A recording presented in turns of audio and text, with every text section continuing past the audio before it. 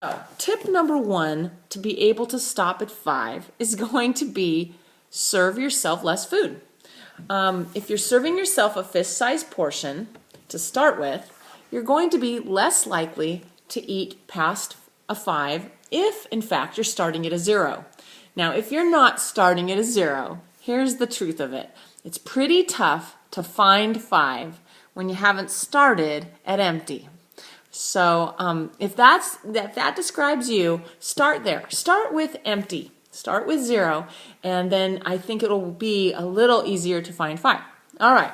So in the past, if I was going to have breakfast cereal, some of us do eat breakfast cereal for breakfast, I suppose, and some of us might eat it at other times. But in the past, I would probably have given myself a serving size, which we all know is 1 bowl.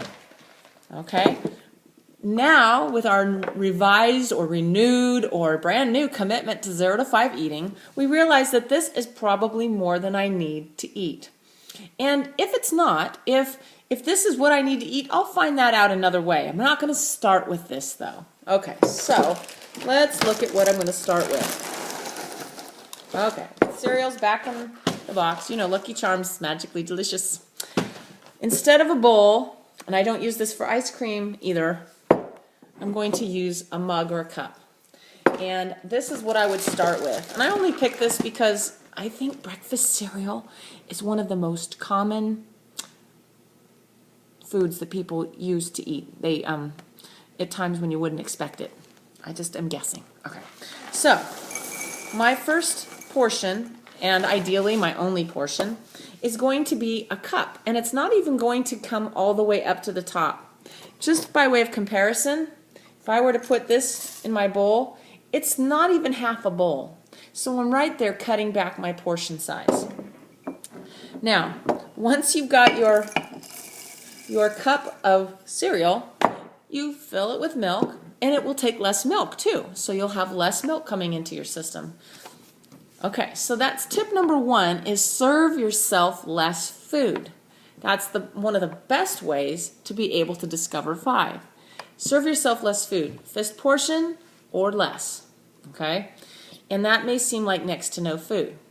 And some of us are saying, well, but goodness sakes, I'm going to eat that in 30 seconds, and I'm still going to want to eat.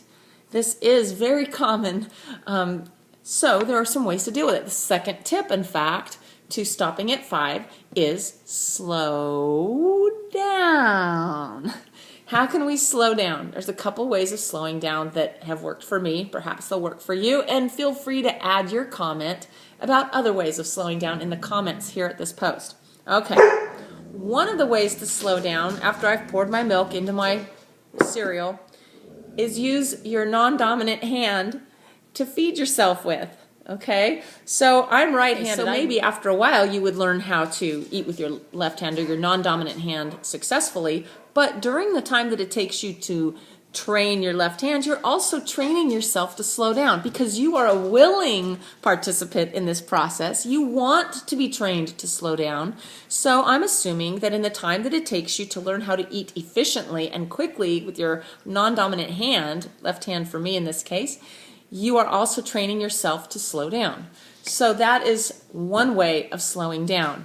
Another way of slowing down is any food that you eat, whether it's tacos or hamburgers or pizza, any food that you might normally eat with your hands, use silverware to eat it. And even if it's tacos, use knife and fork to cut up the tortilla, and you'll slow down a lot more when you don't just use your hands. We use our hands a lot in our society, it seems like, to eat. And it does mean we are more able to shovel food in more quickly. So to slow down, we have to be willing to use some of these strategies because some of us won't think to slow down otherwise. So using silverware for any food, and 2, use your non-dominant hand. A third way to slow down will be to make your meal a worship experience where you're worshiping the Lord, okay? And I know this may sound a little extreme, but it can be an an awesome experience, actually. If Scripture says, as it does, that whether you eat or drink or whatever you do it all for the glory of God, then it stands to reason that whether I'm eating or drinking, I should be able to give God glory in that time, not just with my obedience, which I do believe does give him honor and glory and worship, but also with the intentionality of my thinking. I can, as I'm enjoying my magically delicious food, I can wonder at the variety of textures. A marbot compared to the little sugar-covered oat fishy thingy, and the contrast between them, or whatever I might be eating. Textures are one of the most wonderful things about eating, and as we eat our food, we can give God glory for the taste, for the texture, and for the source of the food, for instance. I mean, I wondered the other day about sugar cane and how, God didn't have to create plants that had a naturally sweet flavor. Honey, he didn't have to create honey. And so it's kind of a neat experience as you're eating to consider the source of the food, the texture of the food, the flavor of the food, giving God glory as the creator, as the one who provided it, and worshiping him as a part of that. Proclaiming his gifts, yes, but looking to him as the giver of those gifts. So walking in gratitude with a humble heart, even as you're eating.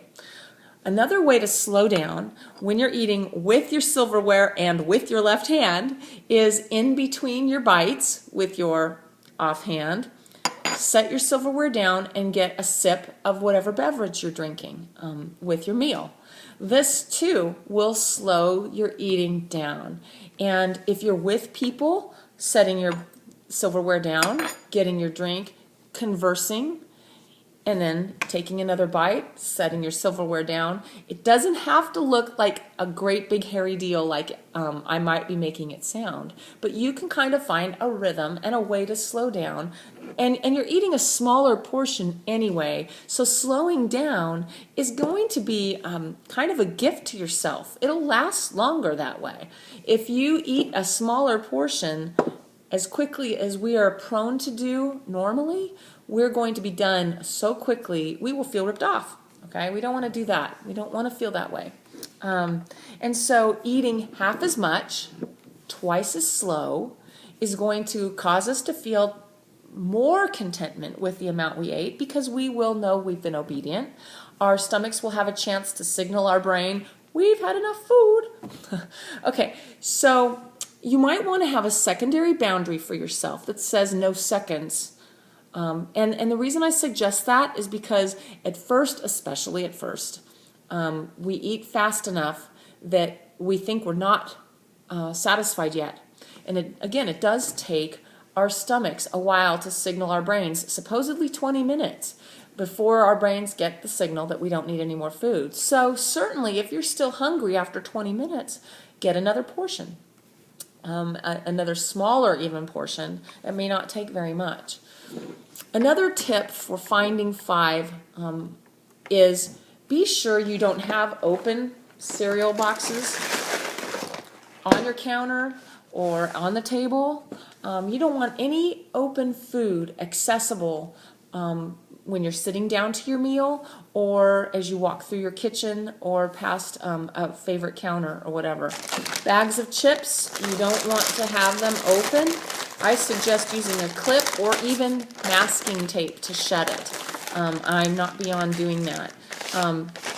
While it is permissible to eat any food, not all foods are beneficial. We don't want to be mastered by any food, so you'll want to be sure that those foods are kept in closed containers where you're not going to be more tempted to reach into them and grab more food than you need in order to reach your 5.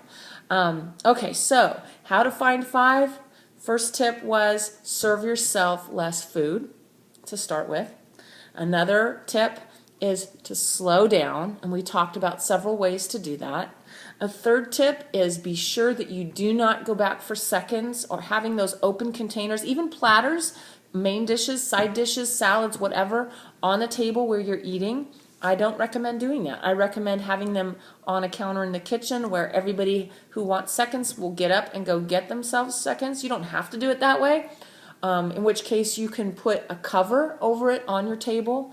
By any means, if your husband or kids want access to the food more readily, I don't want you to cause a World War III in your own family. So consider another way to cover those items so that they're both out of sight and you have to go through a process of actually opening something to get seconds. But I recommend, for those of us committed to stopping at 5, we not have as a secondary boundary not having seconds unless you wait 20 minutes. After 20 minutes, you'll know if you're still hungry. And remember, you can eat if you're hungry. In fact, please do, unless you feel God directing you otherwise for some reason. So those are the main tips for stopping at 5.